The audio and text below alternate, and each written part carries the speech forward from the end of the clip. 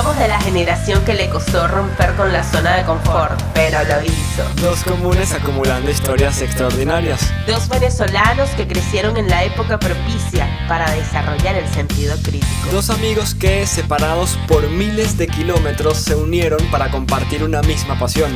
Somos dos a quienes la política, la comunicación y la vida nos invitan a hablar, escuchar y sentir. Somos dos, pero nuestra mesa es redonda para que vengan todos los que quieran compartir con nosotros. Soy Andreina. Y yo, Jesús Eduardo. Y te damos la bienvenida en Política en Podcast, un espacio de periodismo, análisis y charlas. En los controles, Di Verde, The Producer.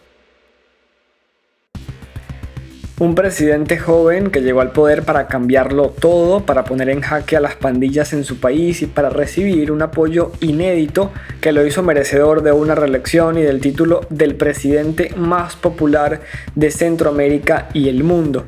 Hablamos de Nayib Bukele, el presidente de El Salvador. Será el protagonista de este episodio especial de En Política en Podcast. Y antes de comenzar con este episodio queremos dejar claro que no buscamos valorar positiva o negativamente la gestión de ningún mandatario. Lo que buscamos es repasar con ustedes los momentos y las decisiones políticas más importantes o que marcaron pauta en los mandatos o los gobiernos que decidimos plantear acá en la mesa. Me acompaña como siempre desde Caracas, Venezuela, mi amiga Andreina. Bienvenida. Gracias, Jesús Eduardo, y sí, bienvenidos sean todos a este nuevo episodio de En Política en Podcast. Y sí, ciertamente Nayib Bukele es recordado, creo que pasó a la historia por ser un presidente controversial, un presidente polémico y sobre todo mediático, un presidente que ha sabido utilizar las plataformas en las redes sociales, ha sabido hacerse un nombre y ha sabido conquistar la popularidad a través de medidas que, bueno, pueden ser controversiales, pero que sin duda alguna pues son recordadas y aplaudidas en su mayoría por los salvadoreños. ¿Sabes qué? Para iniciar este episodio a mí me gustaría echar atrás y hacer un ejercicio de memoria, colectiva, porque capaz se nos olvida cómo llegó Bukele a su primer mandato en El Salvador en el 2019, ¿no? Y entender un poquito de dónde viene Nayib Bukele, cómo llega, cómo gana esta presidencia, su primer mandato. Yo creo que es importante para saber quién es, ¿no? Sí. Sin duda alguna yo creo que es importante saber. Importante e interesante, sí. Sí, entonces nada, yo traigo ahora aquí a colación que Nayib Bukele es un empresario salvadoreño de tradición. En su familia es una familia empresaria, sin embargo Nayib Bukele estudió Derecho, aunque no terminó, no se graduó. Él empieza a coquetear con la idea de la política, digamos que en el 2010, 2011, ya él incluso militaba en el Frente Farabundo Martí para la Liberación Nacional, que es el partido de tradición de izquierda de El Salvador.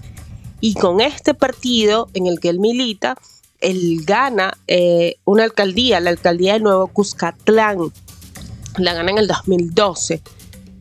Fue tan alta su popularidad y su gestión fue tan aplaudida que para el periodo 2015-2018 Nayib Bukele entonces conquista la alcaldía de San Salvador, igual con el respaldo de este partido de tradición en El Salvador. Pero ¿qué pasa? Y aquí me detengo y hacemos un ejercicio interesante y les comento que Nayib Bukele no termina su periodo como alcalde de San Salvador entre 2015 y 2018, porque en el 2017 tuvo una disputa tan grande que llegó incluso a las agresiones verbales, incluso se dice que físicas, pero de eso no tengo mayor conocimiento, con una concejal de San Salvador y tuvo un altercado bien interesante, bien fuerte con esta concejal. Incluso, bueno, dicen que él la llamó bruja, traidora, una serie de improperios contra esta señora.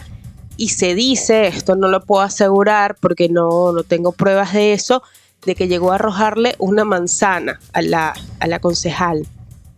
Esto obviamente trajo un quiebre sin duda en el seno del Frente Farabundo Martí. Él sale expulsado de esta tolda que lo había acompañado y le había dado su respaldo. desde el 2011, le había dado su respaldo, estamos ya llegando al 2017 y se fractura esa relación con la izquierda, con el partido tradicional de izquierda. Y al salir de aquí, Nayib Bukele forma su partido, que es Nuevas Ideas, que hoy en día es el partido oficialista de El Salvador. Pero con Nuevas Ideas, Nayib Bukele no gana las elecciones del 2019, aunque era la idea en un principio, ¿no? Él conforma esta tolda y busca que esta tolda sea una opción dentro del tarjetón electoral, pero no logra. Bueno, por problemas de legalización, de no haber conseguido los requisitos necesarios para que el poder electoral de El Salvador lo aprobara. Y aún así, Nayib Bukele no abandonó su meta de ser candidato y pues ser presidente de El Salvador, y llega a conformar una gran alianza que se llama Gran Alianza por la Unidad Nacional, el GANA. Esta alianza pues aglutina a Nayib Bukele y todo su entorno que estaba, digamos, amparado dentro de Nuevas Ideas, pero no podía llegar con este partido. El lema para esta campaña me hace mucha gracia porque es un eslogan muy sencillo, pero que dio los mejores frutos, y el eslogan es "devuelvan lo robado". Entonces, claro, caló tanto, fue una propuesta innovadora, una propuesta y que caló en la población, y Nayib Bukele gana con el 53% de los votos en el 2019. Por primera vez le gana a los partidos Arena, que es el de tradición de derecha, y le gana al Frente Farabundo Martí, que fue quien lo acompañó en sus inicios, y se abre paso la era Bukele en El Salvador, una era que sin duda, bueno, ya me lo dirás tú, ha marcado un antes y un después, ¿no? Sin duda, sí, sin duda. Para el 2021, bueno, primero decir que en el 2019 llega, y cuando va a asumir como presidente, cuando está en la toma de posesión, Nayib Bukele rompe los protocolos e invita a los salvadoreños a acercarse al Palacio Presidencial. En países como Venezuela, digamos que es tradición acompañar a tu candidato en esta toma de posesión. En Argentina también vemos que los simpatizantes se acercan a la casa presidencial, al Palacio Presidencial. En El Salvador no había pasado. En El Salvador había un protocolo mucho más cerrado, y por primera vez con Bukele esto pasa. Él invita a sus seguidores a que lo acompañen, y bueno, recientemente con su reelección fue así. Vimos una puesta en escena gigante. Para el 2019, pues esto causó un antes y un después. Con esta él abre su mandato, y digamos que su primer mandato es recordado por dos grandes acciones. La primera, por haber diseñado de alguna manera un traje a su medida, haberse tomado algunas licencias que le permitieron avanzar, incluso llegar a la reelección, tema que avanzaremos más adelante. Y en este tema de cuando digo hacerse de su traje a la medida, es por ejemplo que en el 2021 destituyó a los 5 jueces de la Sala Constitucional de la Corte Suprema, y también destituyó al fiscal general, a un tercio de los 690 jueces. Uh-huh. Es decir, de una u otra manera fue como abriéndose paso para lograr su meta, y en abrir ese espacio, abrirse ese canal, pues tomó decisiones bien polémicas. Y lo otro, ya para culminar y pues entrar de lleno en lo que es su mandato, pues decir Nayib Bukele, decir lucha contra las pandillas y decir estado de excepción por más de 22 meses es lo mismo. Creo que Nayib Bukele en su primer mandato, pues lo que lo resume en una frase es estado de excepción, lucha contra las pandillas. No sé qué piensas tú.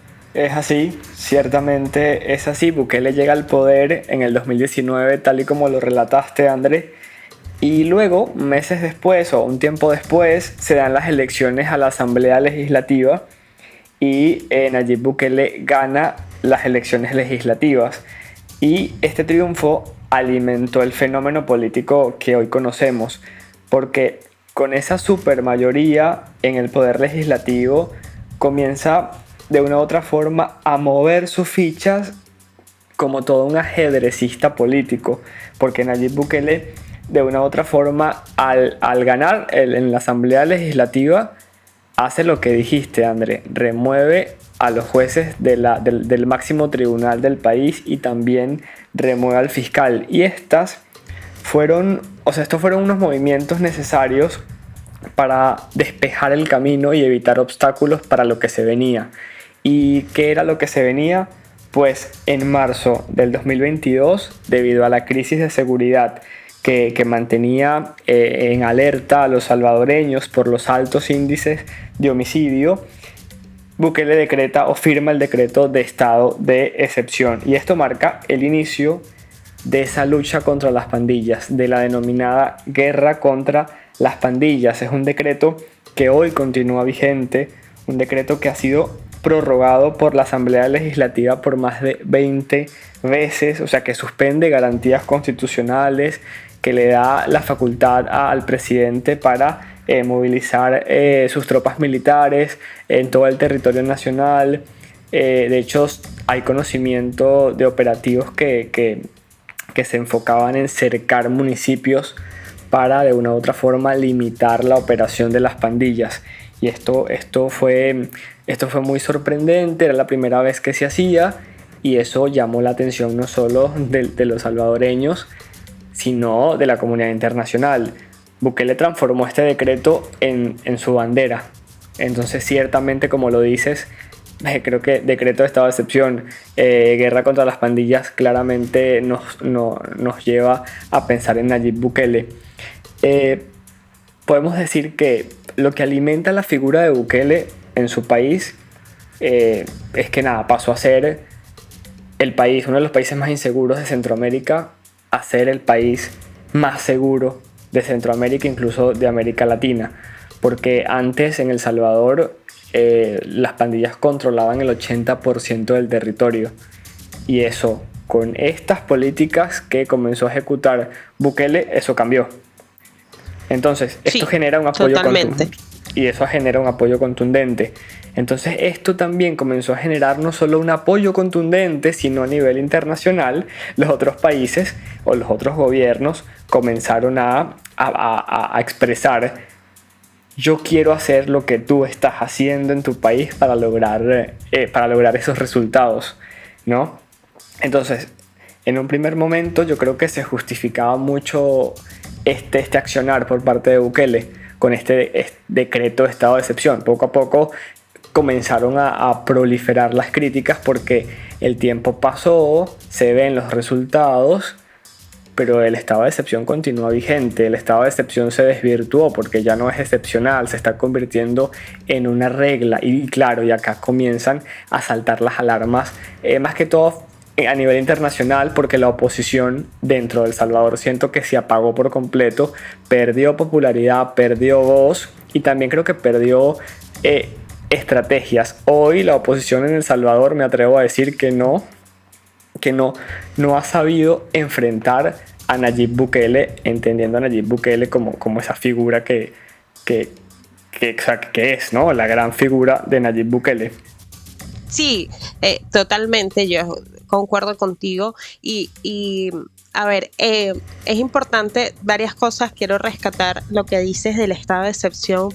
Van más de 22 meses, incluso las elecciones presidenciales, elecciones generales que se vivieron en El Salvador fueron en medio del estado de excepción, es decir, de un país completamente militarizado. Entonces, a veces es un poco altisonante un ejercicio democrático como es una elección, pues en medio de toda una toma militar, ¿no? De los militares en la calle. Entonces, digamos que la militarización se ha vuelto rutina en El Salvador y claro, digamos que para el salvadoreño pasar de ser uno de los países más violentos, de haber enfrentado en su historia reciente conflictos de guerrillas, de guerra civil, tener a la Mara Salvatrucha, que es, digamos, la principal banda terrorista, porque ya fue catalogada como banda terrorista, que son los pandilleros, y haber desboronado todo eso, que un presidente haya tomado la iniciativa y haya hecho frente a la inseguridad que se estaba viviendo en el país, pues el ciudadano de a pie y el ciudadano común lo agradecen enormemente. Y para ello, André, Nayib Bukele crea la megacárcel de máxima seguridad, esa megacárcel que la conocimos por centenares de reportes periodísticos, y es la denominada CECOT, sí. Centro de Confinamiento del Terrorismo. Es una megacárcel dotada de tecnología con capacidad para unos 40.000 reclusos y con un régimen carcelario bastante particular, yo diría extremo, porque claro, acá los reclusos, los pandilleros que son o que están acá recluidos, no tienen contacto con nadie más sino con sus custodios. Con nadie. Ellos no tienen derecho a llamadas, ellos no tienen derecho a, no sé, a visitas, o sea, no pueden ser visitados por familiares. Aislados. Exacto, y se convirtió, al igual que el decreto, en un símbolo para Nayib Bukele. O sea, todo pandillero o toda persona que cometa estos delitos, miren a dónde van a parar, ¿no? Y eso lo vendía Bukele como una bandera. Hay un dato muy curioso, y es que en este CECOT, en esta megacárcel, ya hay reclusos que están cumpliendo condenas, incluso condenas de prisión por 200 años, porque ya incluso se han dado juicios, sí. Y también se han dado juicios masivos, y esto también forma parte de la crítica que se le hace a Bukele a nivel internacional, más que todo críticas enfocadas al respeto de los derechos humanos de los reclusos. Aquí quería detenerme y sí, ciertamente, quería traer a colación el informe más reciente que levanta Amnistía Internacional, organización que contabiliza, resguarda y está siempre alerta ante la violación de derechos humanos en los países en los que pues tiene presencia. Y el informe del título lo dice todo. El título de este informe es, sin excepción, detrás del velo de la popularidad. A ver, digamos que las cifras y la celebración por haber bajado los índices de inseguridad son aplaudibles. Así debería ser un país, ¿no? Donde debería haber pues tasa de mortalidad por violencia cero. Pero ¿qué pasa detrás de esta gran lucha contra las pandillas? Bueno, Amnistía Internacional lo recopila en este informe y dice que, bueno, van 22 meses consecutivos de la suspensión de varios derechos civiles en El Salvador, algo totalmente alarmante. Preocupante, pero entendemos que cuando hay un estado de excepción, pues el ciudadano pierde derechos civiles. Pero aparte de eso, por ejemplo, contabilizan no menos de 190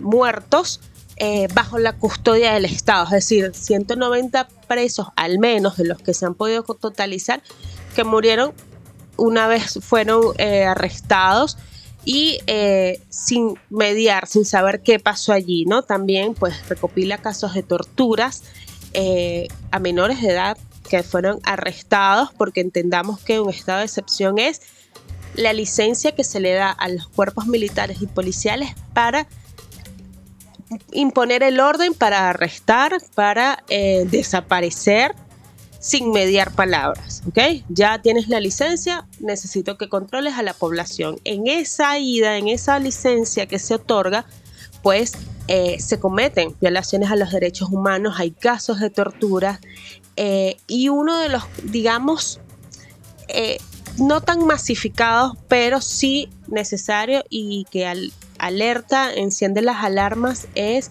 el derecho a la libertad de expresión y la denuncia constante que han hecho algunos periodistas en El Salvador. No quisiera catalogar a periodistas oficialistas u opositores porque, bueno, el periodista es el periodista.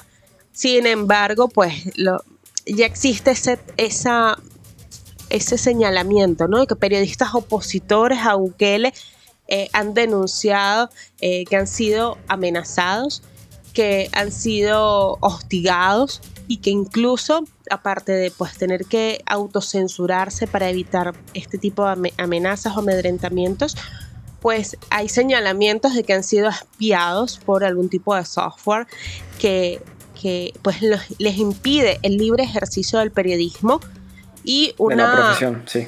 Sí. Y entonces, bueno, tenemos por un lado casos de tortura, de desaparecidos, de reos muertos, de arrestos a menores de edad, de reos que no han sido juzgados o han sido juzgados y se han cometido este tipo de excesos de penas de 200 años, como estaba diciendo Jesús Eduardo. Y también hay una denuncia hacia Bukele y es la limitante de la información. No hay información oficial pública después de la pandemia. Después de la pandemia, El Salvador o la gestión de Nayib Bukele dice que se reserva el acceso a las estadísticas detalladas en casos como homicidios y dice que esta información será reservada por lo menos durante 7 años. Obviamente el no haber... Claro, y es muy curioso lo que estás diciendo porque Bukele hace esto, pero a la vez él utiliza la información oficial para vender su gestión cuando los resultados son favorables, porque ciertamente El Salvador pudo haber logrado 0 homicidios en determinado mes, pero esa información la va a publicar él a su manera y en el momento en que él quiera, ¿no? Reservándose ese derecho, ¿no? Y eso no está bien porque en teoría la sociedad civil debe tener acceso a esa información y los periodistas también. Los periodistas tienen el derecho de acceder a la información y de publicar esa información no solo cuando haya 0 homicidios y no solo cuando el gobierno de turno quiera que se difunda o se publique, y eso es bastante cuestionable y creo que va en la misma línea de esas denuncias que estás comentando. Claro, y de hecho Reporteros Sin Fronteras para el 2023 en el ranking de países que miden pues la libertad de expresión, El Salvador pasó de ocupar el puesto 180 a ocupar el puesto 115, al revés, de ocupar el puesto 115 a el puesto 180, es decir, cayó bastante el tema de la libertad de expresión y el ejercicio al periodismo. Y lo que tú dices es alarmante porque es utilizar la información que me conviene, es decir, tienes que esperar que yo diga lo que voy a decir y hacerte eco de eso sin tener las cifras oficiales que me puedan perjudicar o no. Entonces, ese tema de la libertad de expresión es un tema pues delicado, es una alarma que se enciende, no menos importante que el tema de la violación de derechos humanos, como es los casos de torturas, de desaparecidos, de fallecidos, y es un poco lo que quiere rescatar Amnistía Internacional en este informe, en el que dice que bueno, que hay que respetar los derechos humanos. Si bien hay una lucha contra la delincuencia organizada, hay que combatirla, pues hay que también respetar el debido proceso. Y esta cárcel, bueno, ha sido modelo y como tú dices, en la comunidad internacional han habido países que quieren imitar este modelo como algo positivo en sus países y la población, porque también tenemos que hablar de la aprobación de Nayib Bukele, y no Nayib Bukele como persona, sino Nayib Bukele como institución, como gobierno, ¿no? Porque es todo el gobierno, todo quien conforma pues el tren ministerial, el poder judicial, el poder electoral, todo esto, lo que el salvadoreño aceptó nuevamente, le volvió a dar un voto de confianza, independientemente de estos casos es allí donde, de violación de derechos humanos. Sí, eso es muy curioso, creo que es un caso de estudio, porque ciertamente existen denuncias, todas las denuncias que estamos recopilando acá en este episodio, que deriva de un informe hecho por una organización internacional, pero es que a la vez y de forma paralela existe un apoyo contundente e innegable.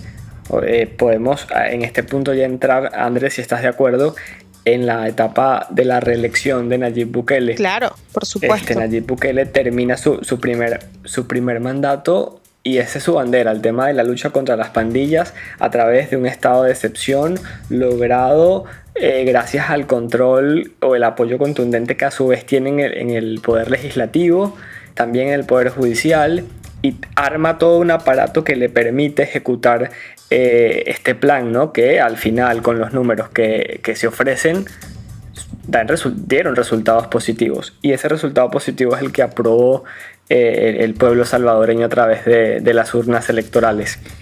El antecedente principal de la reelección de Nayib Bukele, una reelección que se dio el pasado 4 de febrero, antes de entrar de lleno acá, quiero invitarlos a escuchar el episodio especial de En Política en Podcast llamado 10 elecciones en 2024. Allí hacemos mención a este proceso electoral, a esta reelección de Nayib Bukele. Es una elección que se da y el antecedente principal es que de una u otra forma Nayib Bukele, de una forma cuestionada, fue habilitado para ser candidato por segunda vez en El Salvador.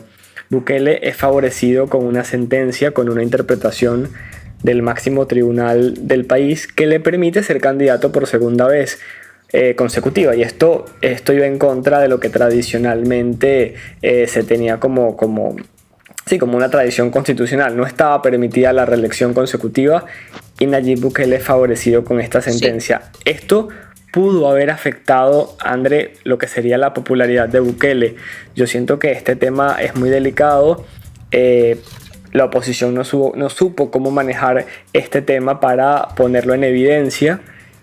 Acá tenemos que dejar claro que nuestro criterio siempre ha sido esto, o sea, siempre está mal promover o ejecutar reformas constitucionales con el único fin de prolongar a un individuo en el poder, específicamente en el ejercicio de la presidencia. Siempre vamos a estar en contra de eso. En este caso, Nayib Bukele Totalmente. De una u otra forma fue por ese camino, pero a pesar de ello no afectó la tendencia.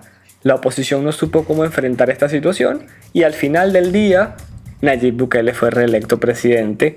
Nayib Bukele obtuvo 54 de los 60 curules de la Asamblea Legislativa y días después se hicieron las elecciones municipales y Nayib Bukele, el partido de Nayib Bukele, gana 43 de las 44 alcaldías que se disputaban. Y esto es importante, esto es muy asombroso, más que todo por los números. Esto no había ocurrido antes. Es inédito. Entonces vemos cómo es inédito y en su país histórico.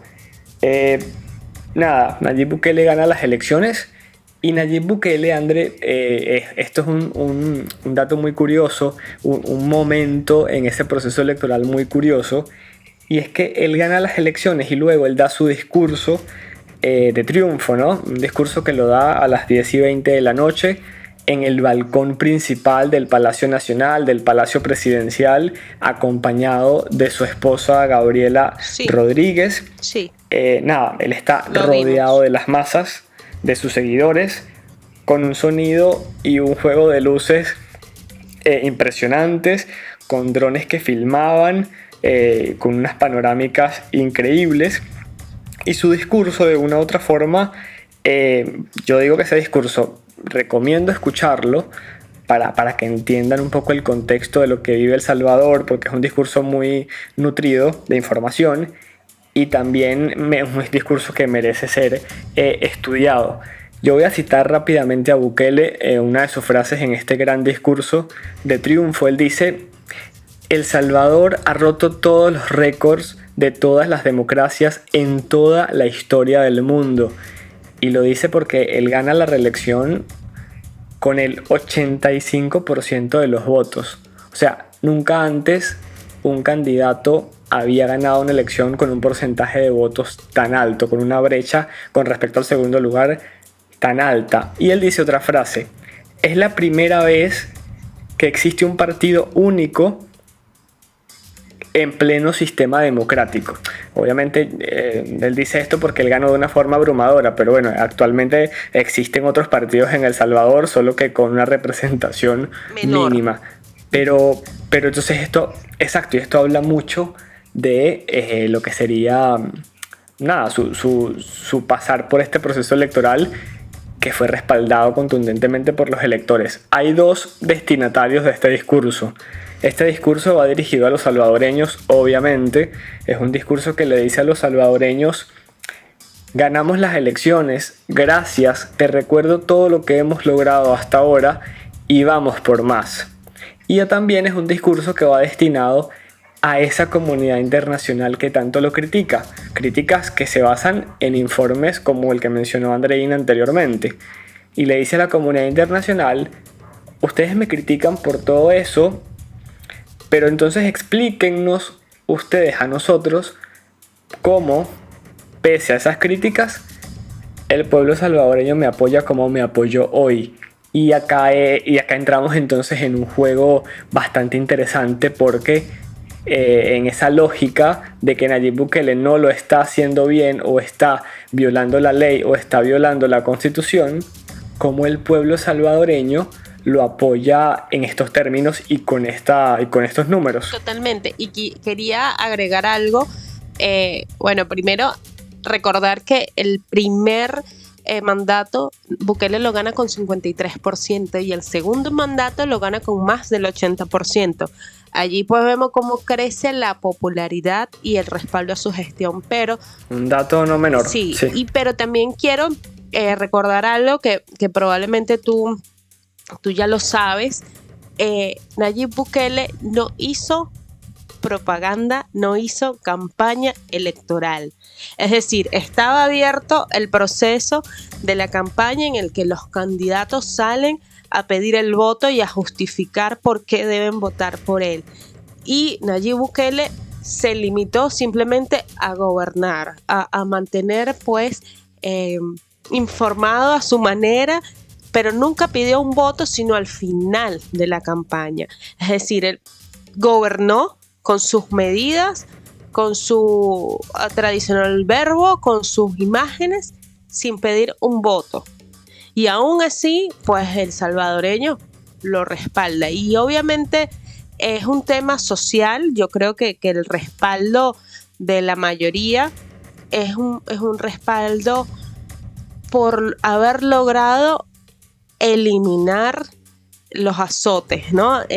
Eliminar y devolverle la paz a un país azotado por la violencia, un país donde pues las pandillas tenían el control del 80% del territorio nacional. Esto es una cifra alarmante, y vivir en zozobra, vivir con el terrorismo, convivir y saber que alguien o desde un gobierno pues se aboca a eliminar ese problema básico que es lograr la paz en la población, pues el salvadoreño lo agradeció devolviendo con su voto de confianza.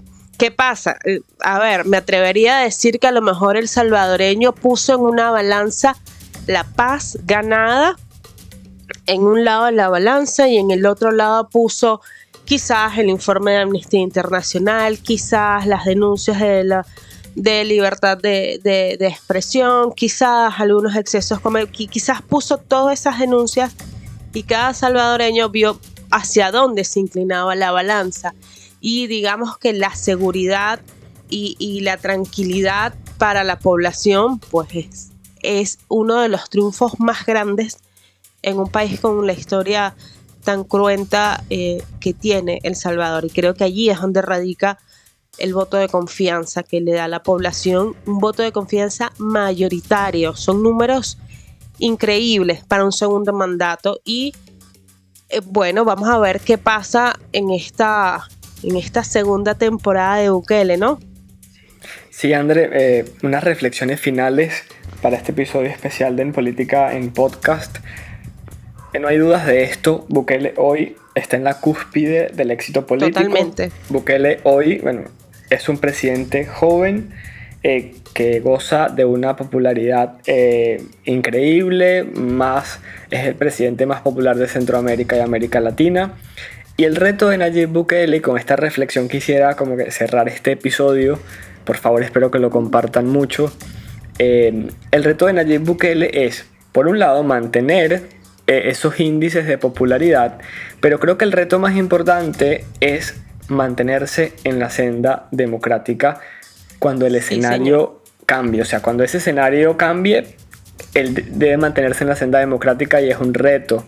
Digo un reto por todas esas alarmas que comenzaron a encenderse cada vez que él decidía actuar, ¿no? Porque creo que también él tiene como una característica y es que él actúa de una forma impulsiva. Sí.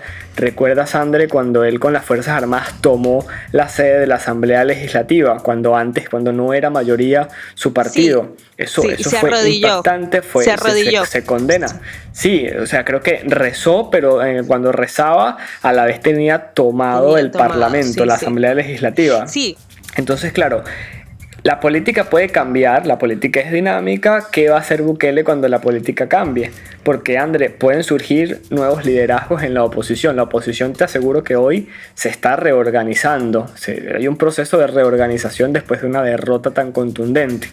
¿Qué va a pasar cuando nazcan nuevos liderazgos? ¿Qué pasa si comienza a perder apoyo?